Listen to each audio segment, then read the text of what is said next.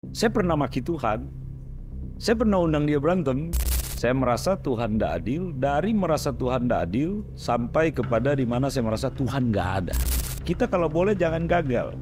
Tapi kalau gagal, bukan berarti nggak ada solusi.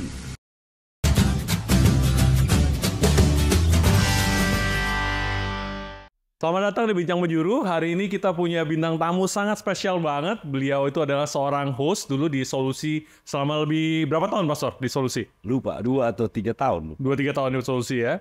Nah, terus beliau juga punya masa lalu yang sangat amat menarik gitu. Kalau dilihat mukanya kayak John Wick katanya. Oke, nah hari ini kita mau bahas belajar banyak dari kehidupan pastor nih, Pastor. Mungkin boleh share dulu perjalanan pastor tuh gimana gitu? Dari awal sampai bisa kenal Tuhan tuh gimana, Pastor? Oke, baik. Terima kasih, Pastor. Udah undang saya, Pastor David. Ya, saya tuh berapa kali lihat Bincang Penjuru ini ya. Dan saya yakin bahwa apa yang dilakukan ini pasti akan terus berdampak jadi berkat. Saya ucapkan terima kasih buat kru juga semua. Thank you ya. Thank Nah, you, jadi perkenalkan nama saya Michael Ponelo. Sudah menikah, sudah punya anak, dan anugerah Tuhan masih bisa melayani. Nah, kalau bicara masa lalu, bukan satu hal yang harus saya banggakan. Masa lalu itu sampah. Tapi sesuatu hal yang harus diceritakan lagi, karena masa lalu saya kan penuh dengan yang namanya kegagalan.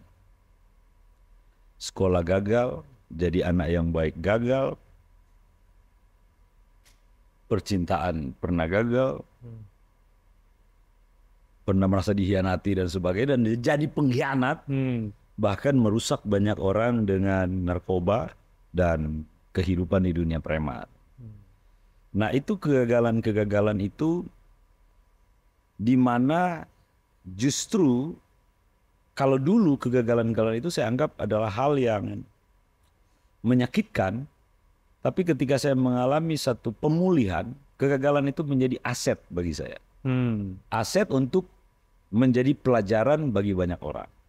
Nah, sebab itu saya mau sampaikan kepada pemirsa, jangan lihat masa lalu saya untuk diikuti. Ya, jangan berpikir mau jadi penjahat dulu baru jadi pendeta.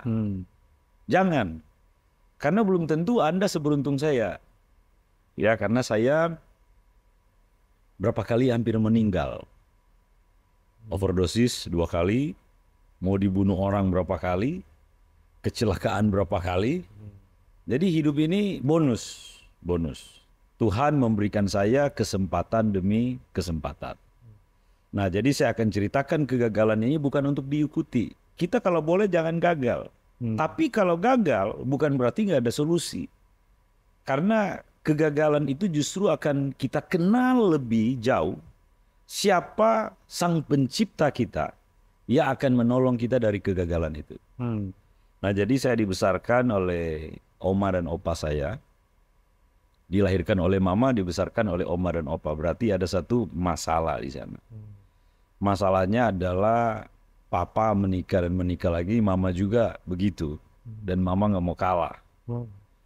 Dan kehidupan kami itu dari kecil itu sudah merasakan peristiwa atau melihat peristiwa yang pahit. Jadi saya masih SD itu saya sudah lihat mama saya dipukul sama suaminya yang kesekian itu depan mata saya. Ditelanjangi di depan saya, itu di depan mata saya. Terus teman-teman sekolah saya bully saya. Waktu itu di Jakarta, kami tinggal di Roxy. Mereka bilang orang tua saya itu, maaf ya, pelacur. Dan itu membuat saya marah. Itu orangnya saya pukul berdarah-darah. Hidupnya sampai patah. Sekalipun saya lagi dikeroyok, tapi saya pukul dia terus. Hampir saya dikeluarkan dari sekolah. Peristiwa menyakitkan itu yang dialami sejak dari masa kecil. Usia SMP kelas 1. Kami pernah usir mama dari rumah. Kenapa tuh, Pastor? Jadi mama menikah yang kesekian kali. Bukan menikah ya, masih kumpul kebo itu. Dengan orang yang kami kenal dan orang itu sering minum bersama kami. Jadi kami tahu tingkah lakunya nggak baik. Jadi ketika dia memutuskan bersama dengan dia, kami nggak terima. Saya dan kakak saya sepakat usir mama, padahal itu rumah mama. Itu aneh ya. Jadi kami tinggal dengan opa yang udah cukup tua waktu itu. Nah itulah rumah kami itu menjadi rumah sarang penyamun begitu. Di situ kita nonton film porno, di situ kita pakai narkoba, di situ kita mabuk. Itu di rumahnya opa-omanya itu, Bro? Rumah mama, tapi ada opa di situ. Oma waktu itu sudah meninggal. Yang besarkan kita memang opa dan oma. Mama itu dia berjuang sebenarnya. Tapi perjuangannya dia itu salah untuk besarkan kami. Nah perjalanan kehidupan itu membuat saya merasa bahwa Tuhan gak adil. Karena keluarga saya utuh, keluarga saya nggak utuh, kenapa keluarga yang lain utuh? Kenapa mereka punya mama dan papa bersama dan saya tidak?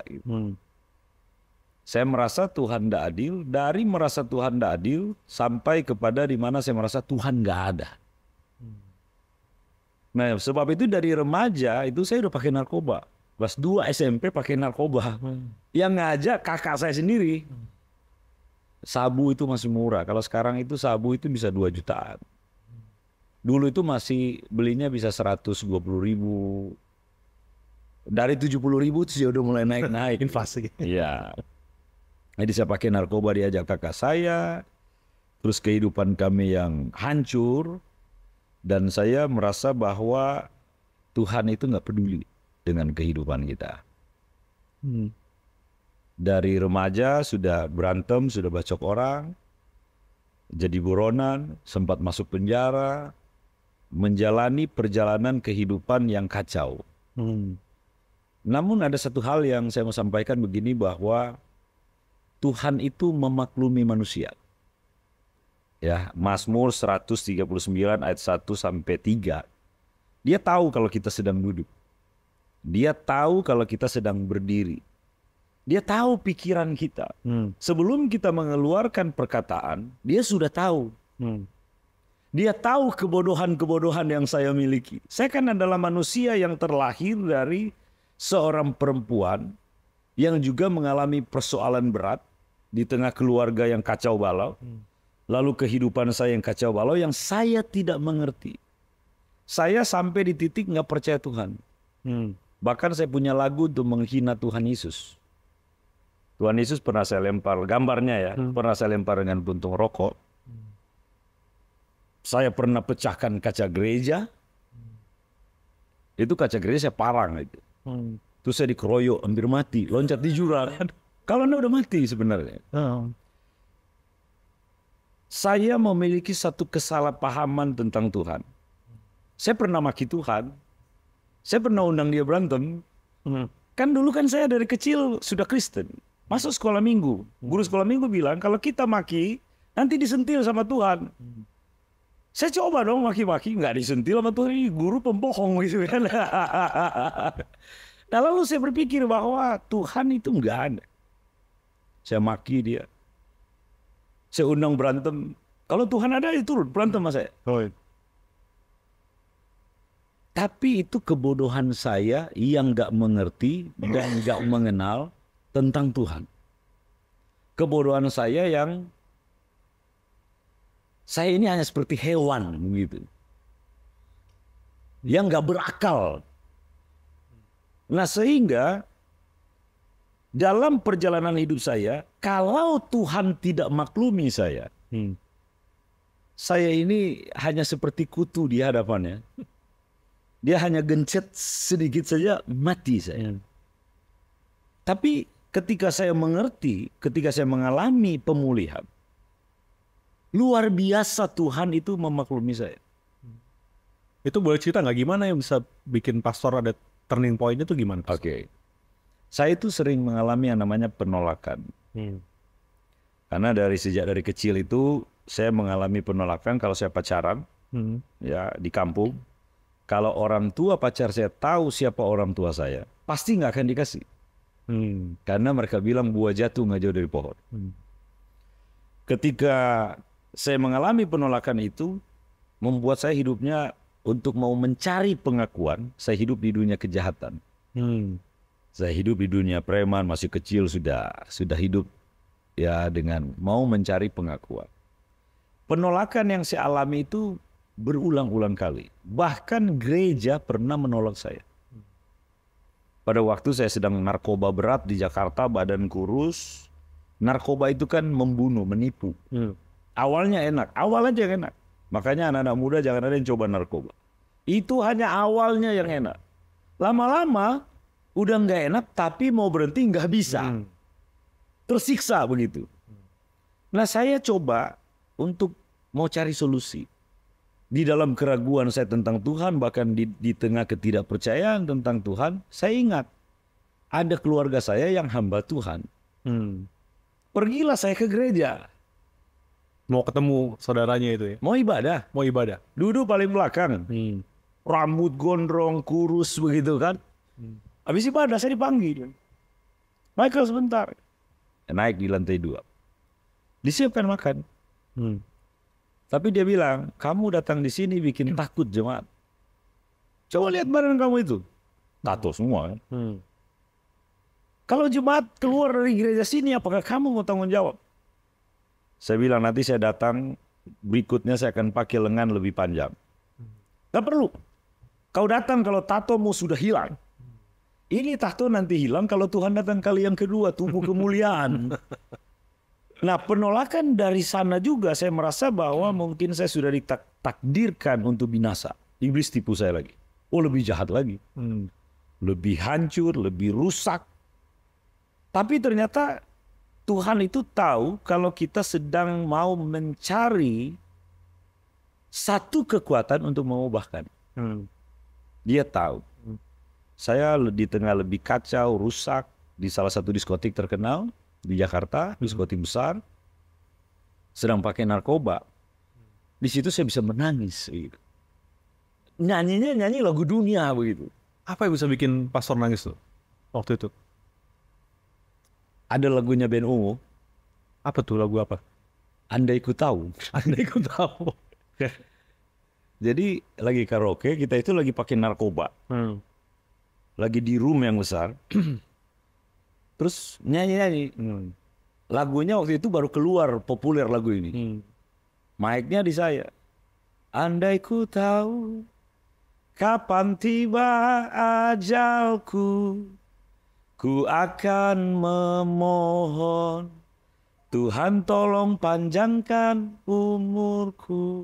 Lalu refnya kayak gini. Aku takut akan semua dosaku, ampuni aku dosa yang terus membayangiku gitu. Lagi nyanyi itu, tiba-tiba saya mau menangis, malu sama teman-teman, saya taruh mic, saya masuk kamar mandi, menangis. Karena kehidupan yang fasik itu membawa kepada ketidaktenangan. Tidak ada damai sejahtera bagi orang fasik. Dan saya ada di dunia itu, narkoba yang memberikan saya ketenangan tapi hanya sementara. Itu saya menangis dan saya pengen jika Tuhan ada, aku mau diubahkan oleh Tuhan. Itu permohonannya. Pada waktu saya nangis itu, saya bilang jika Tuhan ada, ubahkan saya. Nah berjalannya waktu, saya masih jahat sampai ada di Pulau Bali, punya masuk diskotik dan segala macam begitu. Saya itu di tengah keterpurukan, ya. Nggak ada damai sama sekali. Saya kan ini orang yang udah hampir jam 7:05. Tahu jam 7:05? Miri. Karena saya paranoidnya berat sekali. Gara-gara obat ya, Pastor? Saya tuh nggak bisa bersosialisasi begini loh. Saya itu orangnya, dia maksudnya baik, saya pikir jahat gitu. Jadi saya tidak pernah berkomunikasi lebih dengan orang. Saya pernah mengurung diri lama. Nanti minum baru saya keluar. Jadi kalau saya di luar, di mall atau di mana, itu halusinasi saya itu mau dikepung, mau dibunuh. Itu bibir kering, jadi paranoid, ketakutan yang berlebih. Tapi yang saya lihat itu adalah halusinasi, nggak benar. Jadi saya mengalami satu keadaan paranoid berat, nggak ada ketenangan. Saya nanti minum baru tenang. Nanti minum baru tenang. Jadi kehidupan saya tiada hari tanpa minum. Nah, ketika udah mabok, narkoba lagi. Sadar, ketakutan lagi, minum lagi. Dan itu dilakukan terus-menerus. Dan itu menyiksa diri. Berapa tahun itu, Pastor? Ada kali 6 tahun. 6 tahun. Yang mabuk terus itu. Tapi saya narkoba hampir 11 tahun. 11 tahun. Nah, ketika saya di posisi itu, ini kan menyiksa. Itu. Satu waktu, saya berdoa sama Tuhan. Dalam keadaan yang, apa Tuhan ada apa enggak gitu. Jadi saya waktu itu kacau ya. Siang jadi malam, malam jadi siang. Saya berdoa itu, pacar lagi tidur, ini lagi kumpul kebo kan. Dia lagi tidur, ini jam 10 pagi, saya nggak bisa tidur. Saya coba berdoa gitu kan. Ingat masih dulu-dulu, saya coba berdoa. Saya berdoanya begini, Tuhan, kalau Engkau ada, ubahkan saya.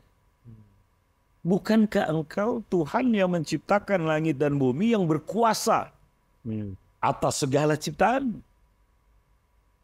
Kalau Engkau ada, ubahkan saya. Saya coba mau berubah berulang kali, nggak bisa. Berarti pastor udah sadar ya bahwa hidup pastor tuh ada yang salah gitu. Ada yang salah, tahu. Tahu bahwa. Tapi nggak bisa berubah gitu. Tapi nggak bisa berubah.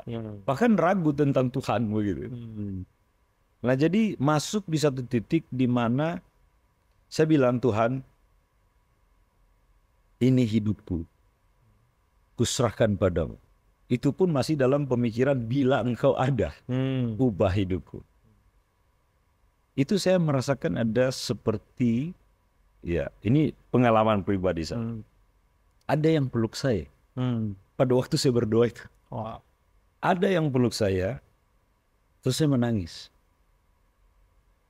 Terus saya merasakan ada satu damai yang mengalir dalam hidup saya. Tapi setelah saya berdoa itu, saya masih berjalan seperti biasa. Waktu itu saya agen penyedia penari striptis, masih narkoba, masih hidup di dunia preman. Tapi Tuhan mengarahkan saya. Dia tuntun jalan saya. Dia tutup jalan-jalan yang dibuka oleh iblis itu semua.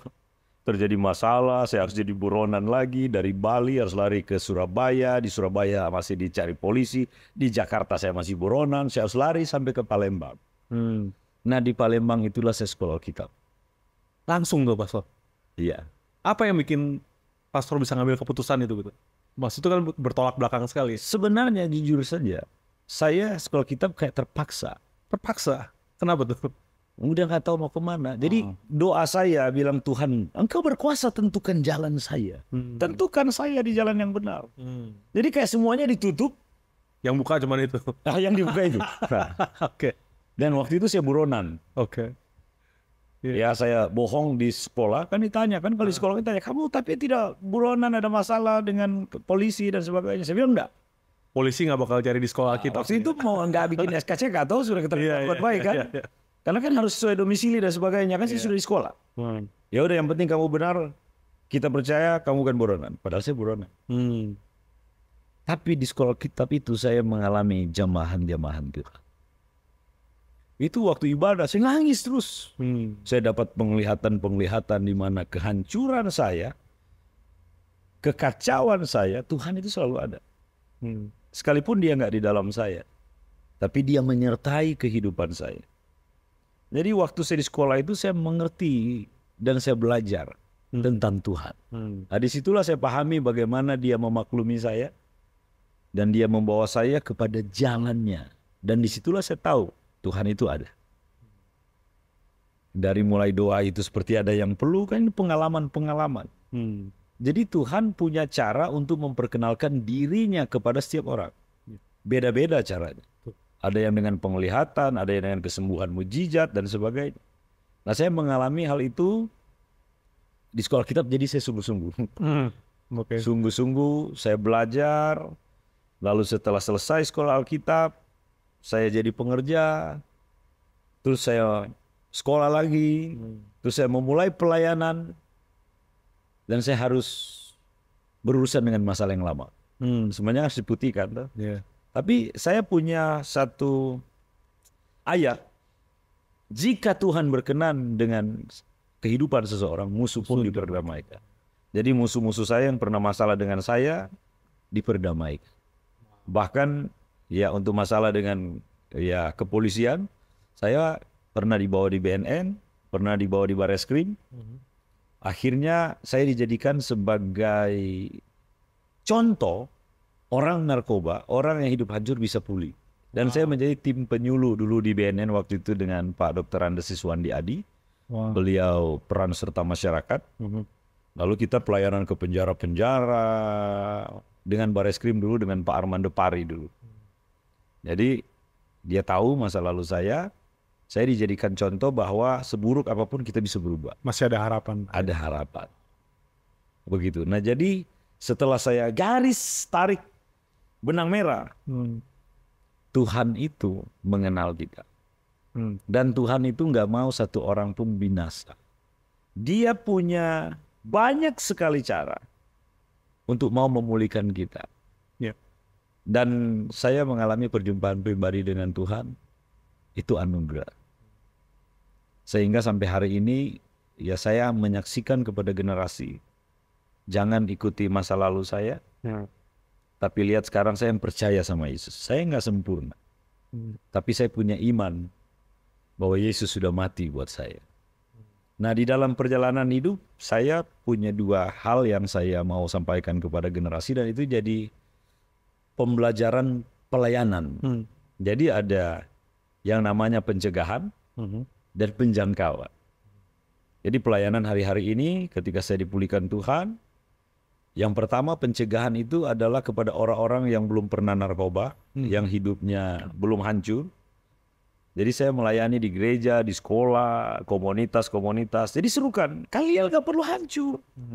Walaupun orang tua kalian hancur, seperti saya punya orang tua hancur, kamu gak perlu hancur. Karena kamu ada bukan hanya karena papa dan mama kamu, tapi Tuhan yang menenun kamu, Dia yang menjadikan kamu, dan Tuhan punya tujuan besar dalam hidupmu. Saya beritahukan itu. Karena dulu kan saya salah paham. Saya berpikir karena papa mama saya hancur, ya sudah. Tuhan nggak ada. Saya juga hancur. Ternyata mau seburuk apapun orang tua kita, bukan alasan untuk kita hancur. Saya beritahukan kepada generasi, jangan ada dari antara kalian yang berpikir harus hancur ketika orang tuamu hancur. Ini pencegahan awal. Lalu jangan kalian pakai narkoba, karena narkoba itu akan membunuhmu, merusakmu. Karena terkandung sihir di dalamnya. Lalu kamu punya tujuan. Nah ini pencegahan. Orang-orang jangan sampai hidup hancur seperti saya. Karena belum tentu dapat bisa selamat. Banyak juga yang mati. Teman saya yang meninggal 23 orang. 23? Narkobaan? Narkoba. Terus meninggal HIV. Mati dibunuh. Banyak. Nah jadi saya kasih tahu mereka untuk mereka jangan sampai melakukan itu. Nah, masuk kepada pelayanan kedua itu penjangkauan. Penjangkauan itu adalah orang-orang yang sudah rusak. Jadi saya datangi teman-teman, preman-preman. Tuhan sudah ubahkan saya. Tuhan sudah mati buat saya. Tuhan juga sudah mati buat kamu. Kalau saya bisa, kamu pasti bisa. Kita kunjungi orang di penjara. Kita datang ke klub malam. Sebab itu bersama tim kita ada buka pelayanan di klub malam. Kita khotbah di diskotik begitu. Ya di jalanan. Ini anugerah Tuhan karena pengalaman hidup saya banyak salah paham dengan Tuhan.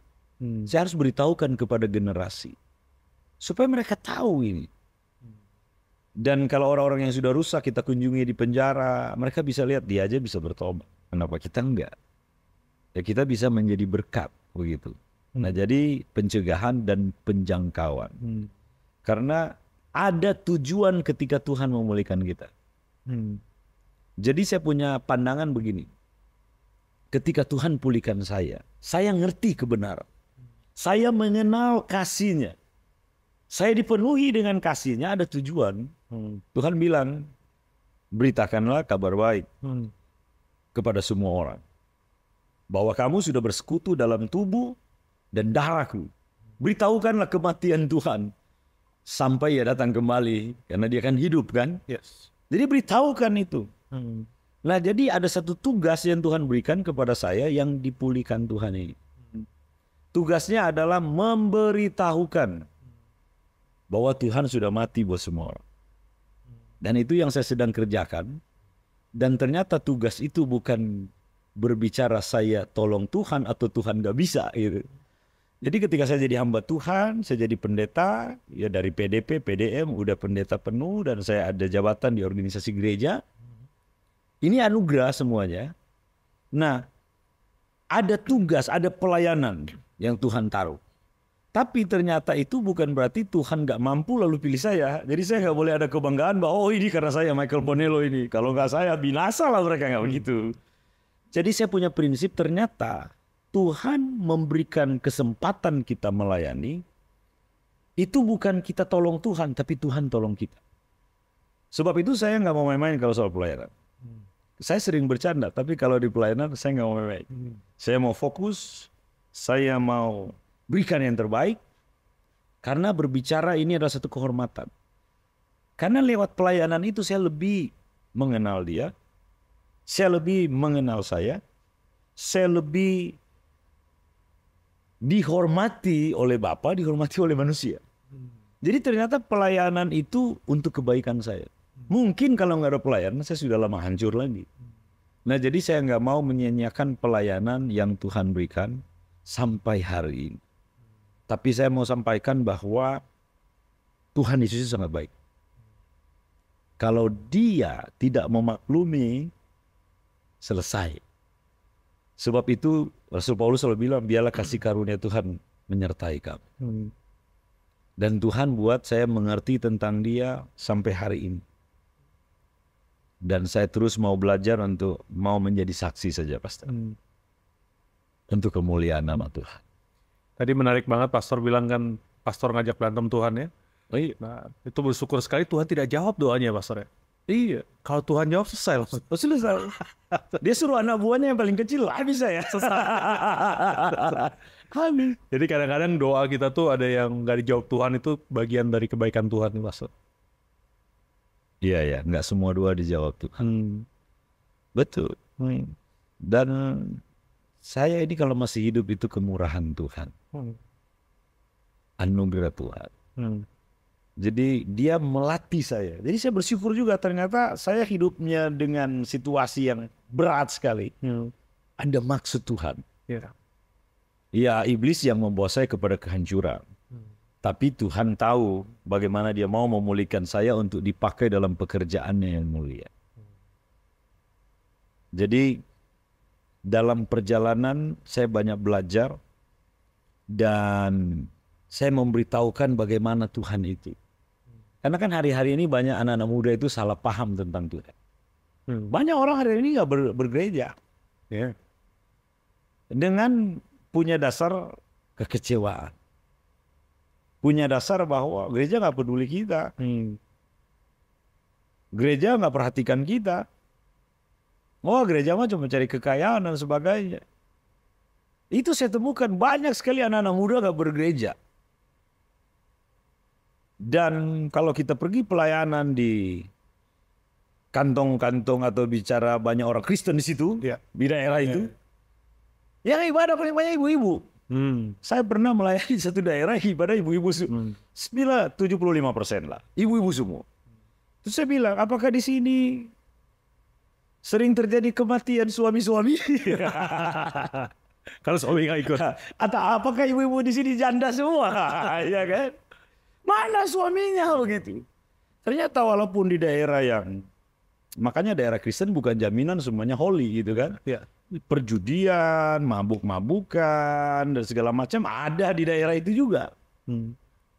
Ternyata banyak dari mereka yang merasa bahwa karena hidupnya masih belum benar, masih berjudi, masih mabuk, Jadi dia nggak mau ke gereja. Yang disuruh istri-istri. Anak-anak muda juga begitu. Mereka berpikir nanti udah benar dulu, baru ke gereja. Nah saya menjadi saksi bahwa saya nggak benar dulu, baru dipulihkan Tuhan. Betul. Sebenarnya kita kalau ngerti kasih karunia, kematian Tuhan yang besar itu melayakkan kita untuk kita menghampiri tahtanya, kekudusan Allah itu. Jadi kita bisa datang kepada dia untuk kita mengalami yang namanya pemulihan.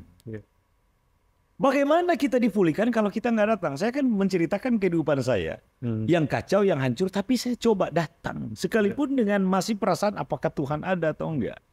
Tapi saya sudah melangkahkan kaki saya sudah ambil keputusan ketika nggak bisa tidur. Siapa tahu Tuhan dengar doa saya berdoa. Jadi datang kepada Tuhan itu adalah solusi. Datang untuk menyerahkan diri kepada Tuhan. Iblis itu menipu banyak orang dengan cara begini. Nanti kau sudah benar baru datang. Kalau kau sudah berhenti narkoba, kalau kau sudah berhenti minum, kalau kau sudah berhenti kejahatan, baru kau datang. Karena kalau kau datang masih berdosa, nggak ada guna. Sehingga banyak orang berpikir, nanti saya sudah benar baru saya ibadat. Nanti saya sudah benar baru saya datang sama Tuhan. Saya sering bilang, kalau saya khotbah saya sering bilang begini, nanti tunggu ayam tumbuh gigi, baru Anda benar. Nggak ada manusia yang bisa benar dengan kekuatannya sendiri. Kalau manusia bisa benar dulu baru datang sama Tuhan, Tuhan nggak perlu mati, nggak perlu datang ke dunia. Sebab itu Tuhan bilang, hey, marilah kepadaku yang letih lesu dan berbeban berat. Bahkan Tuhan datang mengetuk pintu hati. Itu kebaikan Tuhan. Tuhan mencari dan mengasihi orang berdosa. Tapi orang berdosa selalu bilang, karena dia berdosa dia nggak mau datang. dia lari. Adam pun gitu ya. Ya, dia bersembunyi. Tapi lihat Tuhan, seolah-olah Tuhan nggak maha tahu loh. Where are you? Adam, di manakah engkau? Apakah ada yang tersembunyi? Apakah ada manusia yang mampu bersembunyi di hadapan Tuhan? Sekalipun terhalang dengan rumput-rumput, dengan pohon yang besar, gedung-gedung yang tinggi, Tuhan mampu melihat sampai kedalamannya. Tapi dia pura-pura nggak tahu, Adam, di manakah engkau? Kan gitu. Dia cari orang berdosa, dia cari saya, dia cari semua orang. Karena dia mengasihi. Nah, tapi iblis selalu mau membuat kita itu jauh dengan dia. Makanya ada prinsip perbedaan antara perjanjian lama dan perjanjian baru. Perjanjian lama, carilah Tuhan maka kamu akan hidup. Bukan tangan Tuhan tidak kurang panjang untuk menolong. Bukan telinganya tidak kurang tajam untuk mendengar. Tapi yang memisahkan kamu dengan Tuhan ialah apa? Dosamu. Tapi firman Tuhan juga menjawab. Realitanya, Mazmur 14 ayat 2-3. Tidak ada seorang pun yang mencari Tuhan. Semuanya sudah menyeleweng. Semuanya sudah bejat. Tapi kasih karunia memang Tuhan berikan perjanjian lama ada. Ada Henok, ada Elia, dan sebagainya. Masuk kepada Roma pasal 3 ayat 10. Semua orang telah berdosa. Kami baru-baru ada pertemuan leader, pemimpin, pendeta-pendeta. Dan kita bicara soal etika. Etika dalam pelayanan. Dan etika harus berdasarkan kebenaran. Coba kita bertanya kepada semua yang hadir. Siapa di sini yang nggak pernah langgar etika? Nggak ada ya. Saya pernah khotbah di hadapan hamba Tuhan. Pasti pernah. Siapa yang bisa bawa mobil, bisa bawa motor, dan tidak pernah melanggar rambu-rambu lalu lintas? Nggak ada. Semua melanggar. Iya. Nah, namun kami sadar bahwa Tuhan itu sudah mati bagi kami. Bukan maksud untuk kami akan terus ada di pelanggaran itu. Tapi maksudnya adalah supaya kami nggak hidup untuk diri sendiri.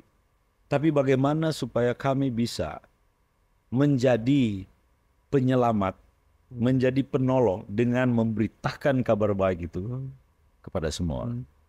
Nah ini tadi kan pastor cerita memang banyak sekali anak-anak muda yang hidupnya tahu mereka salah segala macam gitu dan mereka harus datang ke Tuhan ya pastor ya.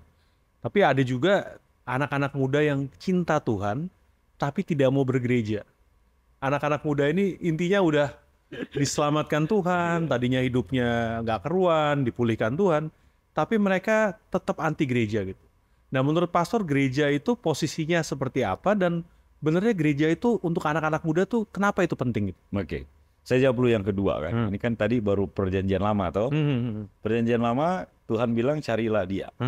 Perjanjian baru Tuhan cari kita. Bahkan dia menyerahkan nyawanya bagi kita.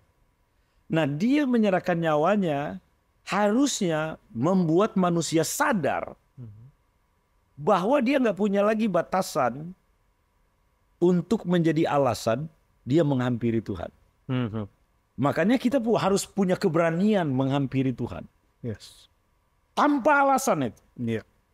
Untuk kita mau datang sama Tuhan. Dalam kondisi apapun. Apapun. Apapun. Sebejat apapun. Iya. Seberdosa apapun. Kita harus datang sama dia. Yes. Karena hanya dia yang mampu memulihkan kehidupan kita. Sekarang saya jawab yang pastor tanya.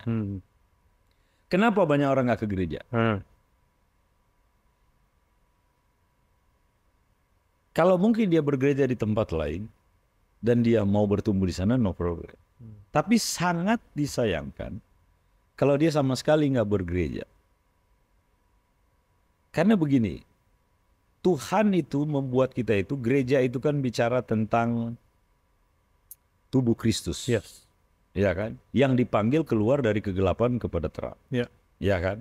Gereja itu kita, bukan bicara bangunan. Yeah. Gereja itu bicara persekutuan.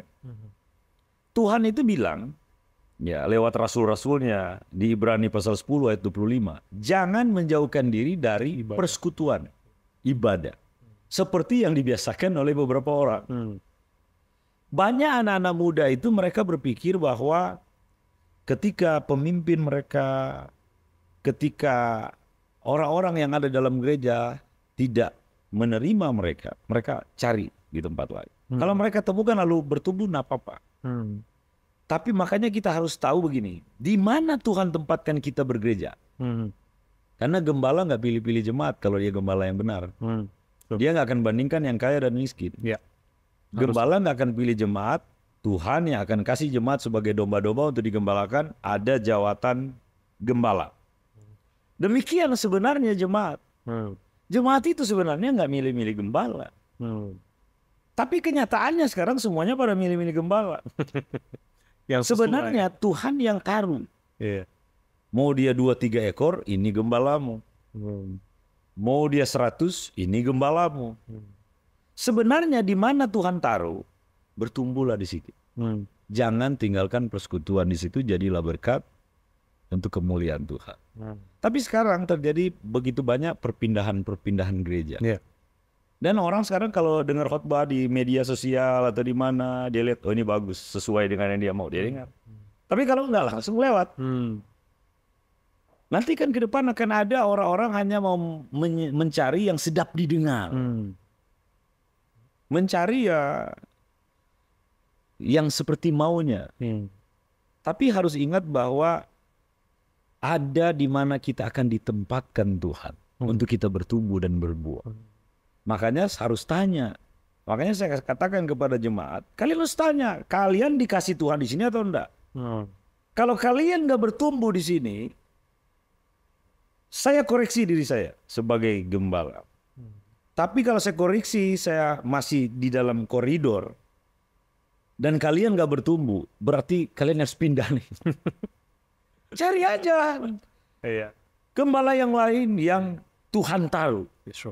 Karena begini, pertumbuhan itu penting. Karena kalau nggak bertumbuh, nggak akan berbuah. Apa gunanya gereja kita ibadah lalu nggak bertumbuh? Carilah di mana kita bisa bertumbuh untuk berbuah. Nah, jadi banyak anak muda punya alasan itu. Ya nggak salah kalau mereka minta Tuhan cari sesuatu yang tepat. Tapi kalau mereka sama sekali nggak ke gereja dimanapun dan nggak buat komunitas untuk mereka, iya ini sangat disayangkan. Karena ya persekutuan itu penting. Saya banyak, soalnya teman-teman saya banyak ya, maksudnya mereka dari yang kacau gitu, mereka dijamah Tuhan, mereka bertobat, cinta Tuhan, tapi mereka end up against gereja gitu. Intinya mereka nggak suka sekali gereja, tapi mereka join di berbagai macam ministry gitu, pastor. Gitu. Dan mereka menganggap bahwa itu tidak ada bedanya sama gereja gitu. Tapi karena saya dulu salah satu di antara mereka, saya bisa bilang bahwa itu beda sekali gitu. Tapi apa nasihat pastor buat orang-orang yang tipe seperti ini, pastor? Nasihat saya begini, persekutuan itu sangat penting. Dan mereka bilang apa yang mereka punya itu persekutuan, pastor. Ya, kecuali persekutuannya kalau hari Minggu ibadahnya dan ada, jadi gini kan. Jadi ada lembaga, ada yang Tuhan tentukan. Kalau Tuhan tentukan ada gereja bagi orang percaya, ini kan dari bapak-bapak leluhur kita atau pemerintah wakil Allah. Kalau ada gereja, berarti kita harus bergereja dong. Komunitas ya komunitas. Tapi ada yang legal. Misalnya contoh, komunitas nggak ada legalitasnya. Yes. Contoh ya, kalau gereja dia bisa memberkati orang. Keluarkan surat pemberkatan nikah dari Dirjen Bimas Kristen, Kementerian Agama. Meninggal juga itu ada suratnya. Baptis juga ada suratnya. Komunitas kalau dia tidak legal, dia nggak bisa keluarin surat. Karena kan harus ada surat-suratnya.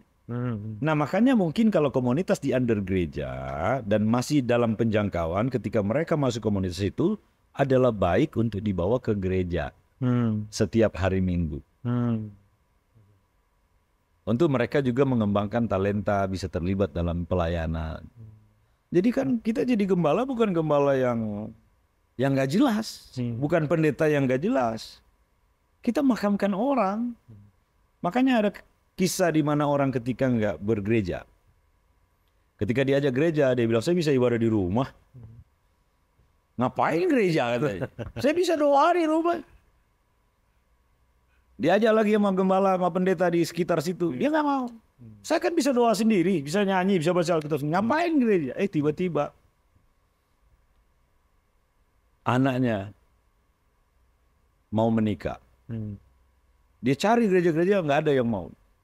Karena dia nggak tertanam di salah satu gereja. Dia datanglah sama gembalanya yang dekat situ. Pak, bisa minta tolong berkati anak saya? Dia bilang, suruh Tuhan langsung berkati. Suruh Tuhan turun. Kan nggak bisa. Atau misalkan ada yang kematian. Tapi harusnya gereja lebih dari sekedar itu kan Pastor ya. Karena itu kalau buat anak muda mereka akan mikir, wah itu masih lama lah gitu. Nah kan model-model seperti itu Pastor. Dan bahkan saya nggak bilang namanya gitu ya. Ada gereja-gereja tertentu yang bisa diatur untuk mengeluarkan surat itu walaupun tidak terhubung. Iya, makanya sebenarnya di dalam bergereja itu kan ada aturan, ada etika. Ya makanya ya sebenarnya ya kita menolong, tapi harus melatih. Yes. Jadi jangan kita juga ya gampang-gampangan. Menikahkan orang nggak ada bimbingan pranikah. Iya kan? Kacau. Kacau. Yang dibimbing aja bisa kacau. Ketemunya mabuk dua-dua dari klub mana? Ya kan? Mereka melakukan hubungan intim. Perempuannya hamil, datang ke gereja, kasih amplop, langsung diberkati tanpa dibimbing. Nah. Sementara ini bicara disatukan Tuhan. Mereka harus ngerti bahwa cinta dari Tuhan dan sebagainya harus dibimbing. Ketika nggak dibimbing bagaimana? Makanya perceraian juga banyak. Karena banyak orang yang nggak ngerti tentang pernikahan. Tapi sudah nikah. Ya itu kan tugas dari hamba-hamba Tuhan, dari pendeta-pendeta. Nah jadi bagi anak-anak muda itu, Pastor, sebenarnya penghinaan bagi Tuhan kalau kita tidak bersekutu bersama di dalam persekutuan. Gereja juga komunitas ya. Yes. Allah kan senang berkomunitas. Makanya ada Allah Bapa, Allah Anak, Allah Roh Kudus. Itu komunitas pertama. Adam tidak baik kamu seorang diri. Dikasih perempuan untuk jadi satu komunitas. Allah senang dengan komunitas. Jadi kalau bicara komunitas dengan komunitas itu, ini akan masuk kepada komunitas itu orang yang memiliki hobi yang sama. Gaya hidup yang sama. Nah kita kan punya Tuhan yang sama. Ya kita harus berkomunitas, ada komunitas-komunitas dan nanti akan dipersatukan. Gitu. Nah jadi sebenarnya ada ayat yang ngeri sekali kalau orang tahu ini. Apa tuh, Pastor? Jadi dalam, coba Pastor baca deh. Apa nih? Di Ibrani pasal 10 ayat 25. Berada ya. Ibrani 10. Ayat 25, 26, 27, 28. Panjang. Tapi kalau orang ngerti ini, ya dia nggak akan pernah lagi menjauhkan diri dari pertemuan ibadah. Ibrani 10:25 ya Pastor ya? Bentar ya, baca. Janganlah kita menjauhkan diri dari pertemuan-pertemuan ibadah kita seperti dibiasakan oleh beberapa orang. Terus. Tetapi marilah kita saling menasihati dan semakin giat melakukannya menjelang hari Tuhan yang mendekat. Semakin giat melakukannya menjelang hari Tuhan. Terus. Sebab jika kita sengaja berbuat dosa sesudah memperoleh pengetahuan tentang kebenaran, maka tidak ada lagi korban untuk menghapus dosa itu. Nah, ayat ini nggak boleh dicomot. Pengertiannya begini. Kalau kita menjauhkan diri dari persekutuan ibadah, itu sama dengan sengaja berbuat dosa. Coba lihat ayat selanjutnya ditulis. Oke. Yang 28 ya. Iya. Jika ada yang menolak hukum Musa, Ayat 27 dulu. ayat 27 ya. 27. Tetapi yang ada adalah kematian yang mengerikan, akan penghakiman dan api yang dahsyat yang akan menghanguskan semua orang durhaka. Jadi gini, kalau kita jauhkan diri dari persekutuan ibadah, itu sama dengan orang durhaka. Sama dengan kita menjauhkan diri dari Tuhan itu. Karena ibadah persekutuan ini adalah di mana janji Allah itu dilimpahkan di situ. Ibadah mengandung janji kan. Yeah. Ada berkat-berkat Tuhan, ada pengetahuan firman, ada karya Roh Kudus, ada mujizat, kesembuhan dan sebagainya. Nah, orang nggak mau ibadah bagaimana? Nah, ternyata kalau kita nggak ibadah sama dengan sengaja berbuat dosa dan kita disebut anak durhaka. Contoh, seorang bapak yang baik kepada anak-anaknya. Sorry. Seorang bapak yang baik buat anak-anaknya. Anaknya ada 3. Bapak yang baik ini memberikan warisan. Ayah yang baik memberikan warisan buat anak. Yeah. Rumahnya 3. Dibagi seorang 1. Bapaknya punya rumah lagi 1. Dikasih fasilitas mobil, pekerjaan dan sebagainya. Bapaknya sudah rela berkorban, rela mati-matian bagi ketiga anaknya. Tapi yang datang cuma 1 orang datang. Setiap bulan sekali dia datang. Padahal dia adalah orang yang kadang-kala masih mabuk, nggak sempurna. Tapi dia selalu datang. Yang 2 ini hidupnya baik. Tapi mereka nggak pernah datang. Mereka itu terlalu sibuk. Nah, yang datang ini dia disebut sebagai anak yang baik, bukan anak durhaka. Durhaka kita kalau bapak kita sudah baik, tapi kita nggak pernah datang, nengokin aja enggak. Nah, seringkali kita itu menjadi orang yang durhaka. Kita nggak datang ibadah gitu loh. Kita nggak datang sama bapak gitu. Kapan terakhir kali kita datang? Beda datang sendiri dengan satu persekutuan bersama-sama. Kerinduan seorang ayah di dunia ketika lihat anak-anaknya berkumpul bersama di satu rumah. Tapi kalau anaknya cuma datang 1, yang lain nggak datang, dia sedih. Kenapa? Ada yang hilang. Dan bapak selalu menanti anak yang hilang. Bapak rindu menantikan mereka. Bapak mengasihi semuanya kan. Nah, kalau lihat lagi deh, sekarang kita lihat ayat yang ke-28. Ini ngeri sekali. Orang-orang jangan main-main dengan kasih karunia ini. Ayat 28 ya, Ibrani 10:28. Jika ada orang yang menolak hukum Musa, ia akan dihukum mati tanpa belas kasihan dan atas keterangan 2 atau 3 orang saksi. Ya, dia akan dihukum mati. Ini kalau kita menolak hukum Taurat, ya, dihukum mati. Ya. Tapi hukum Taurat kan sudah selesai. Sekarang kita ada di hukum kasih karunia. Terus baca. Betapa lebih beratnya hukuman yang harus dijatuhkan atas dia yang menginjak-injak anak Allah, yang menganggap najis darah perjanjian yang menguduskannya, dan yang menghina roh kasih karunia. Nah, sekarang kita coba lihat. Betapa lebih berat hukuman orang yang menginjak-injak anak Allah. Jadi gini, saya berdosa. Tuhan panggil saya lari, saya nggak datang. Saya seperti menghina dia. Karena dia sudah mati buat saya. Saya seperti menginjak dia. Lalu saya berdosa nih. Tuhan panggil saya untuk datang bertemu dia. Tapi saya menganggap saya masih najis. Padahal darahnya sudah tercurah. Darahnya sudah tercurah dengan darah yang mahal. Makanya firman Tuhan bilang penghukumannya berat bagi orang yang menganggap najis. Manusia kadangkala tanpa sadar kita menganggap najis darah perjanjian.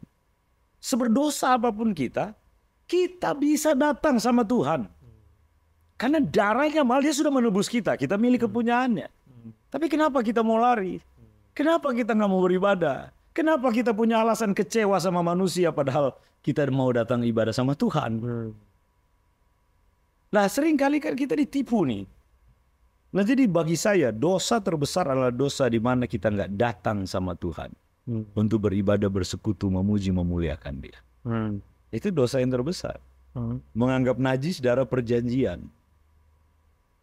Nah banyak orang kan merasa bahwa dia nggak benar jadi dia nggak mau datang.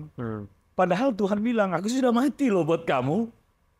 Kamu nggak akan pernah benar, tapi aku benarkan kamu supaya apa? Kamu datang. Itu ada dua kayak pastor. Ya. Yang pertama dia ngerasa dia berdosa nggak mau datang, atau dia ngerasa sudah benar dan nggak butuh Tuhan. Oh iya itu. Nah, Itu lebih gawat lagi. Mengecam orang yang begitu. Lebih gawat lagi. Yang merasa sudah benar nggak butuh Tuhan. Kan Tuhan kasih perumpamaan orang Farisi dan pemungut cukai. Orang yang merasa benar dia datang, Tuhan saya kan kasih perpuluhan. Saya berpuasa seminggu 2 kali. Saya melakukan hukum-hukummu Tuhan. Orang berdosa tapi datang tuh. Walaupun dia datang dengan kejauhan, dia bilang Tuhan aku berdosa. Tapi dia datang. Tuhan bilang mana yang dibenarkan. Jadi saya mau kasih tahu begini. Kalau kita ngerti pengorbanan Tuhan, kematiannya di atas kayu salib, darahnya tercurah, maka kita akan berani untuk datang. Karena orang yang mengambil keputusan datang sama Tuhan, pasti diubahkan. Gak mungkin enggak. Saya datang sama Tuhan. Kalau saya nggak datang sama Tuhan, ya mungkin saya sudah lama mati. Tapi saya bersyukur. Saya diberikan kesempatan. Saya coba memberanikan diri datang sama Tuhan. Di tengah saya mengalami penolakan. Sebab itu saya punya prinsip apapun keadaan saya. Di setiap musim hidup saya, aku mau selalu datang sama Tuhan. Di pagi hari, Bapa terima kasih buat kasih karunia-Mu yang baru bagi di malam hari. Dan aku punya iman bahwa Yesus sudah mati buat saya. Dia kan dipakaikan mahkota duri. Itu bicara dia menebus segala pikiran kotor manusia. Pastor pernah nonton film porno nggak? Pasti. Pasti. Anak gembala toh? Iya. Ya kan? Anak gembala aja nonton film porno, apalagi yang lain. Pikiran yang kotor. Akibat kita melihat hal-hal yang najis. Yesus dipakaikan mahkota duri. Dia menebus segala pikiran kotor manusia. Tangannya kenapa harus dipakai? Tangan kita pernah mencuri. Saya pukul orang nggak kehitung. Pernah tikam orang. Ini tangan ini berlumuran darah dan banyak dosa. Kabar baiknya sebab itu Yesus tangannya dipaku di atas kayu salib. Dia menebus segala perbuatan jahat yang dilakukan oleh tangan manusia. Kaki Yesus itu dipaku di atas kayu salib. Kaki bicara apa? Untuk jalan. Kita sering salah jalan. Tersesat. Domba yang tersesat. Kita sering harusnya jalannya nggak boleh masuk, kita masuk lawan arah. Terobos lampu merah. Segala kesesatan, segala jalan yang salah yang dilakukan semua manusia ditebus Yesus di atas kayu salib. Sebab itu kakinya harus dipaku. Lambungnya ditikau. Lambung berbicara apa? Tempat menampung makanan. Manusia rakus. Lagi makan hari ini tapi dia lagi ngeluh. Tuhan besok gua makan apa katanya. Bukan makanan dia diambil, dimakan juga. Dirampas. Dia korupsi. Dia makan dari hasil kejahatan. Maksudnya kemana? Ke perut. Sebab itu Yesus harus ditombak. Dia menebus segala kerakusan manusia. Jadi perut pastor yang gemuk itu sudah ditebus. Aman, bro. Ya kan? Nah, dagingnya terpecah-pecah. Kita manusia penuh kedagingan. Selama masih ada tubuh daging ini, belum ada mengenakan kemah yang baru, tubuh kemuliaan. Semua masih punya keinginan. Coba aja kita tanya, kita cari semua manusia yang masih mengenakan kemah ini. Tubuh kita, pasti dia masih ada keinginan. Masih ada hawa nafsu di dalamnya. Segala kedagingan manusia sudah ditebus oleh Yesus. Sebab itu apa? Dagingnya terpecah-pecah. Nah, darahnya tercurah nih. Darah yang tercurah ini bicara apa? Dia menebus segala kenajisan manusia. Makanya kita disebut orang yang suci. Kenapa? Darah yang mahal. Nah, kalau kita ngerti ini nih, kita yang kotor, yang najis, darahnya menyucikan kita. Sekarang apa alasan kita untuk nggak datang sama dia? Itulah namanya kita menghina dia, menghina karya salib, menginjak-injak anak Allah. kalau kita nggak datang. Nah sekarang kenapa orang nggak datang? Mereka nggak tahu ini. Makanya perlu dikasih tahu. Makanya saya selalu bilang pada waktu mau Natalan tanggal 25. Dulu saya kontroversi, orang bilang saya sesat. Nggak apa-apa. Karena waktu itu saya serukan di media sosial. Saya bilang, ingat baik-baik. Anda yang masih pemabuk, Anda yang narkoba, Anda yang hidupnya nggak benar, dan Anda Kristen. KTP Anda Kristen. 2 hari lagi loh, tanggal 25 Desember. Hari Natal. Hari di mana Tuhan Yesus lahir. Nah hari Natal ini, saya mengundang nih semua nih. Ayo para pemabuk-pemabuk, jangan minum dulu pagi-pagi. Karena libur minum. Jangan dulu mabuk malamnya. Ke gereja dulu hari Natal. Apapun keadaanmu, ke gereja dulu. Lalu saya himbau kepada gembala-gembala, kepada jemaat-jemaat yang suci yang rajin ke gereja. Berikan mereka tempat yang baik di gereja. Jangan taruh di luar. Tapi kasihlah tempat yang terbaik mereka masuk di dalam gereja. Orang bilang ini pendeta sesat ini. Saya bilang begini, mana lebih baik? Karena dulu saya alami, hari Natal itu jam 7 pagi kita udah mulai minum. Nggak ke gereja. Bukankah lebih baik, saya bilang, jangan dulu minum. Ke gereja dulu. Maksud saya begini, kemungkinan besar kita akan bertobat ketika kita ke gereja. Saya ngomong di tengah yang tadi saya cerita yang lebih banyak ibu-ibu, bapak-bapak hilang. Terus saya ngomong kan, saya bilang begini. Kenapa mereka nggak ke gereja? Pak, suami saya masih suka main judi, Pak. Suami saya, jadi dia nggak mau ke gereja. Saya tanya, emang main judinya hari apa? Hari Minggu, Pak. Jam berapa? Jam 2, jam 3 begitu, Pak. Pagi gereja dulu lah. Saya bilang, pagi kan bisa gereja dulu. Nanti main judinya kan jam 2. Ibu bilang, emang boleh begitu, pendeta?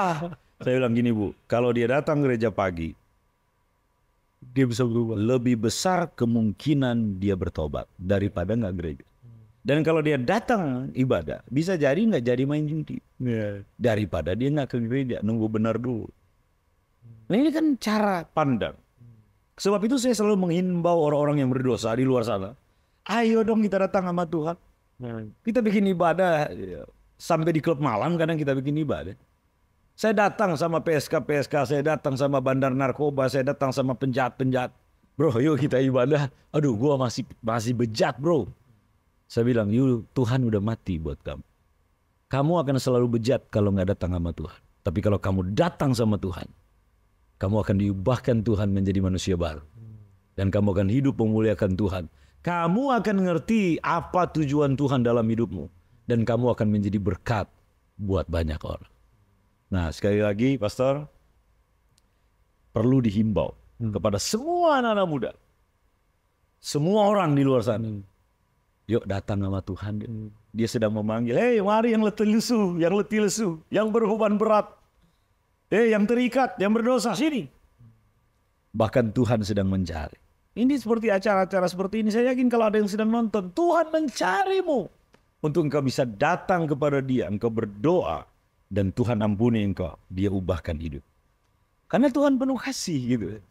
Karena saya orang yang bejat, saya nggak sempurna. Saya bukan orang yang saya disempurnakan oleh kasih karunia Allah. Tapi saya giat di dalam pekerjaan Tuhan. Kenapa?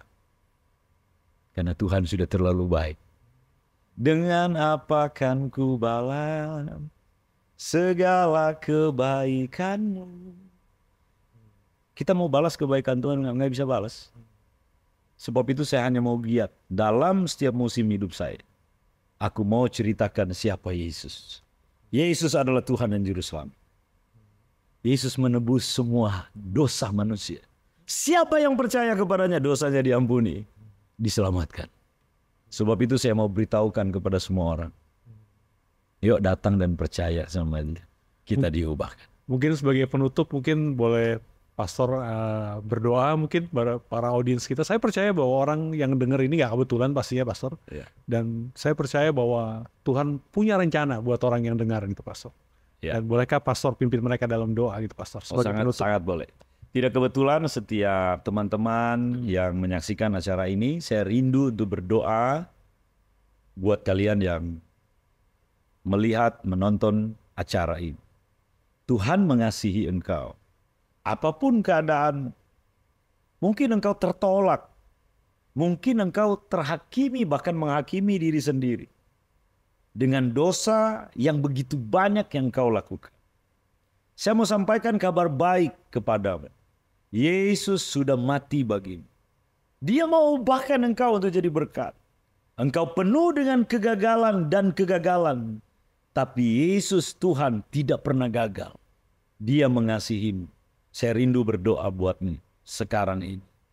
Dalam nama Tuhan Yesus, siapapun engkau, apapun keadaanmu, Tuhan sayang sama kamu. Tuhan tahu keadaanmu. Tuhan tahu keluargamu. Tuhan tahu engkau sedang depresi, engkau sedang ada di dalam masalah yang berat. Tuhan mau jamah engkau sekarang. Tuhan sudah mengampuni engkau. Oh, dia sedang menjamah hatimu.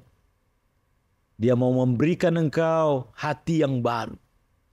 Dia berkata ada masa depan, ada harapan. Engkau yang saat ini sedang terpuruk mungkin mau bunuh diri.